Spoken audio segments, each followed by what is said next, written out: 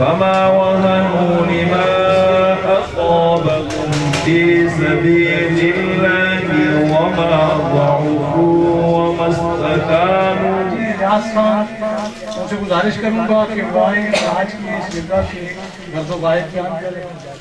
آج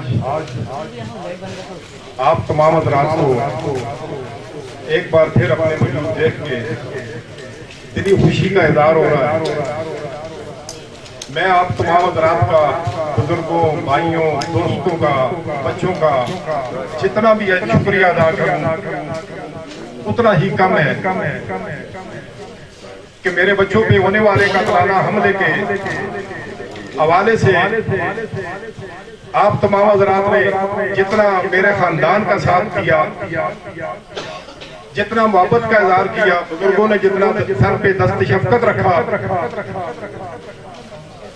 میرا پورا خاندان آپ کا احسان ہے. اچھا ہوا اس پہ مختلف لوگ، بزرگ، بھائی، جوان آئے، اظہار ہمدردی کیا، تو میرے علم میں کئی ایسی باتیں آئیں، میں سن کے حیران رہ گیا، پریشان ہو گیا. اویلیہ سے آئے میرے ایک برخوردار نے مجھے کہا صاحب آپ آئیں اویلیہ یونیورسٹی کے سامنے، میں آپ کو بٹھاتا ہوں، وہاں دیکھیں یونیورسٹی کی بچیاں کس طرح لائن لگا کے زیور بیچ کے نشہ پورا کر رہی ہیں. میرے علم میں یہ بات آئی، میرے نواں شہر کے نوجوان 8ویں پڑھتے 9ویں پڑھتے بچے آئس پہ لگا دیے گئے. میں کس یونیورسٹی کا، کالج کا میں نام لوں تائیں معذرت کے ساتھ، پورے ابتدائیات کے تعلیمی ادارے یہ گینگ ان میں ملوث ہیں. ہمارے علاقے میں اتنا آٹا نہیں بک رہا، آٹا اگر بک رہا ہے تو لاکھوں روپے کا ایک دن میں بک رہا ہے، اور یہ منشیات جو ہیں یہ کروڑوں روپے ان کی انکم ہے. آپ سوچئے اس میں کون کون ملوث ہو سکتا ہے. اگر ان چیزوں کو ایبٹ آباد میں داخل ہونے سے روکنے کی ذمہ داری کس کی ہے؟ جو لوگ سپلائر ہیں انہیں روکنے کی کس کی ذمہ داری ہے؟ جو تقسیم کار ہیں. یہ باتیں چھپی ہوئی نہیں ہیں. جن اداروں کی ذمہ داری ہے وہ فی الفور اس پہ ایکشن لیں.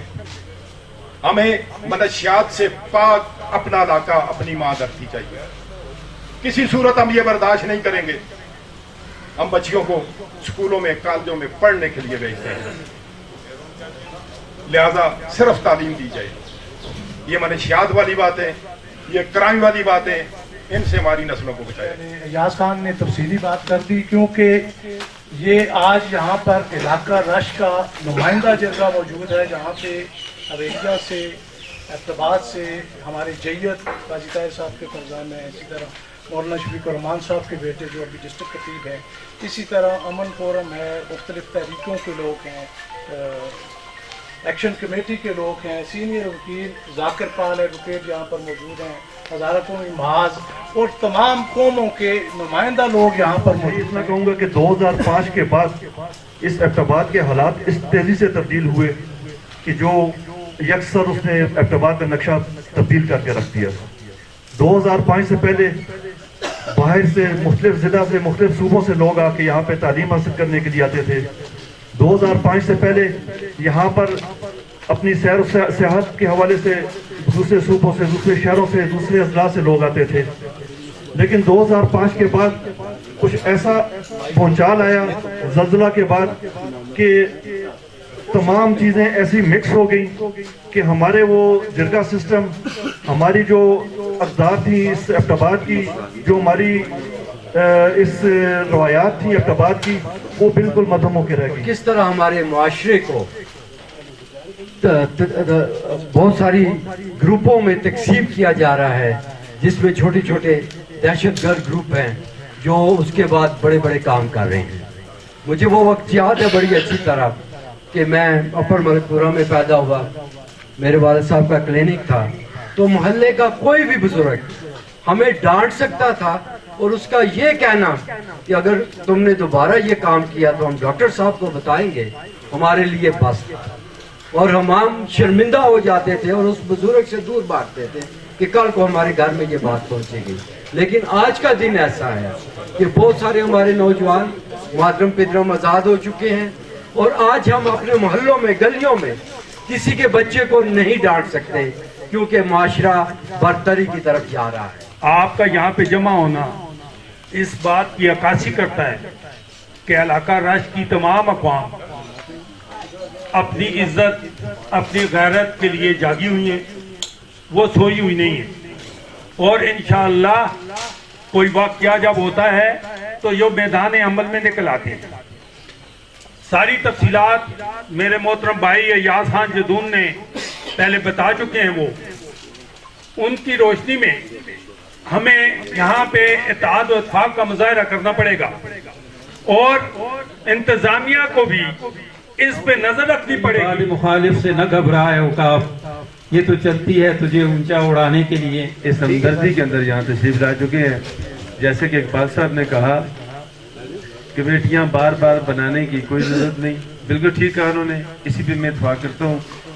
اور ہر بندہ جو ڈاکٹر صاحب نے کہا آج کل تعلیم P H D double P H D ہے، ہماری گردنوں تک تعلیم گھسائے کے بھر دی گئی ہے۔ ایک چیز کا فقدان ہے، وہ تربیت کا فقدان۔ ایاز خان کے ساتھ جو حادثہ ہوا ہے اس سے پہلے ایک ادارے کے ذمہ دار کے ساتھ بھی ہوا ہے، کچھ لوگوں کے ساتھ اور بھی ہوا ہے، لیکن وہ ذاتی طور پہ ہی انہوں نے کچھ جرگے معاملے کر کے ختم کر دیا تھا۔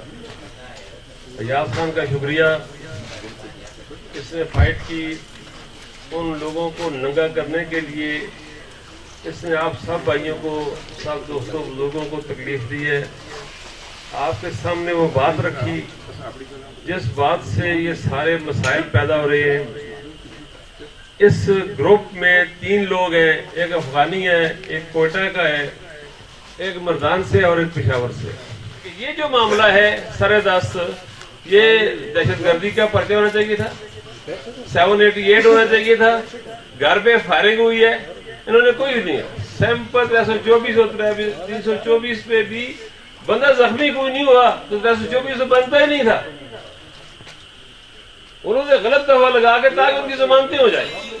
ان میں سے ایک لڑکے کی ضمانت ہو گئی ہے، وہ 3 جو ہے جیل میں، 2-4 دن کے بعد ان کی ضمانتیں ہو جائیں۔ جو واقعہ ان کے ساتھ ہوا وہ انتہائی دردناک تھا، اور اس کی جتنی بھی مذمت لفظ تو کم ہے، وہ کم ہے کیونکہ ان کے گھر پہ آ کے انہوں نے یہ کام کیا ہے۔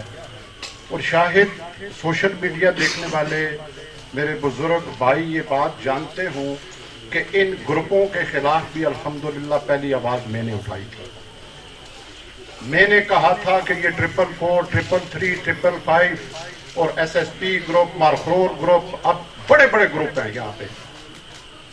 تو میں نے اس وقت کہا تھا کہ آج یہ روڈوں پہ ہیں، کل یہ ہماری گلیوں میں ہوں گے، پھر یہ ہمارے گھروں میں ہوں گے، کیونکہ ہم اس معاشرے کے اندر رہتے ہیں، ہمیں معلومات رکھنی چاہیے کہ کیا ہو رہا ہے۔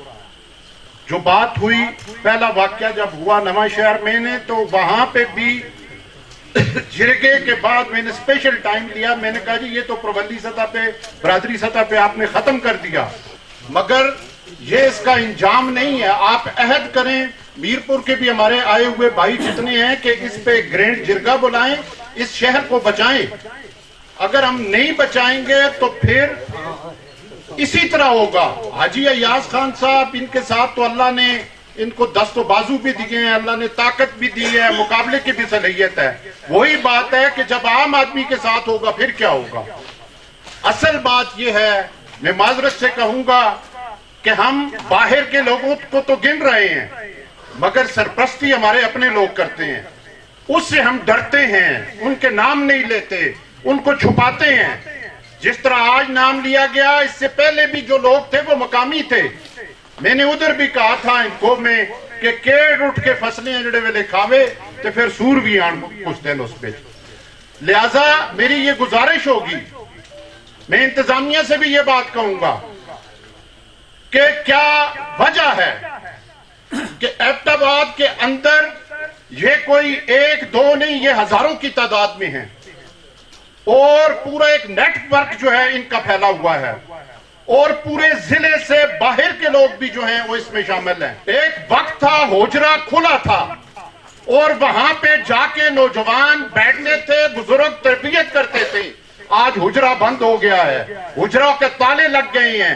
وہ کھلتا ہے تو دعا کے لیے, وہ کھلتا ہے تو نکاح کے لیے. آج مسجدوں کو بھی تالے لگ گئے ہیں. وہاں پہ بھی پہلے صرف نماز نہیں, اصلاح کی باتیں بھی ہوتی تھیں. میری یہ گزارش ہے کہ اورش میں حجرہ سسٹم کو فعال کیا جائے. بالکل یہ بات واضح طور پہ کہتا ہوں کہ حاجی صاحب انشاءاللہ ہم آپ کے ساتھ کھڑے ہیں, اور جن لوگوں کی آپ نے بات کی ہے میں بھی اس کی تصدیق کرتا ہوں. میرا بھائی ہے حاجی صاحب, میں اس کے ساتھ رابطے میں رہا ہوں. ہم بھی اس شہر میں رہتے ہیں, ہمیں پتہ ہے کہ کون کیا کر رہا ہے. ویسے نہیں ہوتا. آئس یہ بیچتے ہیں. میں نے آج سے 4 دن پہلے ایک ویڈیو بھیجی. میں نے کہا جی کہ اسٹیڈیم روڈ پہ رات کو مجرے ہوتے ہیں اور ساؤنڈ پروف کمروں میں ہوتے ہیں. میں نے انتظامیہ کو بھیجا سر, وہ کہتے ہیں جی موقع پہ پکڑائیں. بھائی ہم کیوں موقع پہ پکڑائیں؟ تمہارا کام ہے موقع پہ آپ ہی پکڑو نا, ہم موقع پہ پکڑائیں. اور وہاں پہ جو آپ کے نوجوان ہیں ان کے ساتھ, وہاں پہ وہ نوجوان جس طرح کے ہجڑے اور لڑکیاں رات کو وہ ڈانس کرتے ہیں, ناچتے ہیں, اور خدا کی قسم دل اندر سے جلتا ہے. بچہ کسی کا بھی ہو, حاجی صاحب کے بچے ہمارے بچے ہیں, مصطفیٰ لالا کے بچے ہمارے بچے ہیں. جب تک یہ احساس ہم نے نہ کیا وہ تباہ ہو رہے ہیں. اور وہیں سے یہ سارا سرکل چڑھتا ہے. آئس کیسے آ جاتی ہے, پاؤڈر کیسے آ جاتا ہے, یہ ویسے نہیں آتا. اس کے پیچھے بہت سارے محرکات ہیں. یہ ہمارا آئینی, قانونی اور اخلاقی حق ہے. اساں دا ملک کے قانون دے تحت بنے دا, اور اس قانون سے عمل درآمد کرانا انتظامیہ دا کام ہے. ورنہ اگر اپنی حفاظت سے اسی آپ منظم ہو کے نکلے ہیں تو ملک سارا جنگی میں چلا جسی. اسی انتظامیہ یا جڑے صاحب اقتدار لوگ ہوں, اساں اس لوارس نہ سمجھون. اسی طاقت رکھنے اللہ دے فضل و کرم نال اپنی حفاظت کران دی, شہران دی کر رکھنے ہیں. مگر ایک قانون دے حوالے نال جڑے قانون نافذ کرنے والے لوگ ہوں, جڑے اس تے عمل درآمد کرنے, شہر دی چوکیداری ہستے, ملک دی چوکیداری ہستے, انہاں دا کے مقام انہاں دا کے کام رہ جلدا ہے. یہ سوال ہے. میری سارے کے درخواست ہے اللہ واسطے دا, جسے کوئی جرم دیکھو اپنا تے پرایا اسا نہ دیکھو. جرم والے ہستے بھی اس کی مدد ہے, ظالم ظلم تو روکنے ہستے بھی اس کی مدد ہے, اس کی بھلائی اسا روک چھوڑو. ورنہ یہ حالات اس طرح پہ بن دیں کہ ساڑا ملک جڑا مملکت خدا داد پاکستان ایک نظریے دے تحت بنے دا ہے, ایسا جس پاسے پہ کھڑ دیں یہ راہ اس طرح نہیں. آپ کے ساتھ جہاں پہ واقعہ ہوا ہے اس کی بھرپور مذمت کرتا ہوں. اور یہاں پہ بہت سے باتیں ہوئی, لیکن ایک بات یہ رہ گئی کہ جو واقعہ حاجی صاحب کے ساتھ ہوا ہے وہ ایک ٹریلر تھا.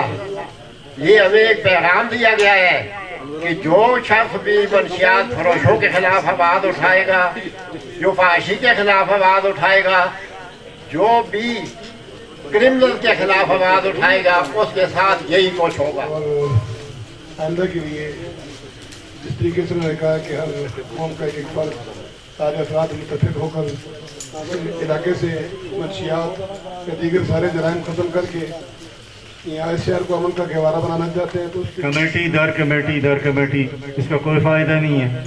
اور میں یہ کہنا چاہوں گا 333, 444, 777 آپ کو پتہ ہے, مجھے پتہ ہے, انتظامیہ کو پتہ نہیں ہوگا, اداروں کو پتہ نہیں ہوگا گلی کوچوں میں کیا ہو رہا ہے. سب پتہ ہوتا ہے, صرف ایکشن لینے کی بات ہوتی ہے. ان میں بھی اتنا دم خم نہیں ہے کہ وہ فوری طور پر ان لوگوں کے خلاف ایکشن لیں. کیوں؟ ان گروپوں کے پیچھے بھی کوئی نہ کوئی طاقت موجود ہوتی ہے, لہٰذا طاقت کو طاقت کاٹتی ہے. ہمیں اسی امن جرگہ میں سے اور ایکشن کمیٹی میں سے چند افراد لینے ہیں جو تڑ والے ہوں, جو جڑ والے ہوں, جو کھڑے ہونے والے ہوں. اور جس طرح میرے بھائی نے کہا ہے کہ جڑے تتی جائی پیر رہ کون, ایسے چند افراد لیں اور ان سے کام لیں. ہمیں جہاں استعمال کیا گیا ہم انشاءاللہ حاضر ہیں. بزرگوں نے, ہمارے ہمدردوں نے اس سے پہلے ہمارے ساتھ محبت, یکجہتی दामे दरमे सुखने मदद के लिए हाजिर हुए, आए, आज अपना कीमती टाइम निकाल के आए हैं, अपनी दिली मोहब्बत हमारे साथ उन्होंने पेश की है। मैं सबका शुक्रिया अदा करता हूँ अपनी तरफ से, अपने तमाम ख़ानदान की तरफ से।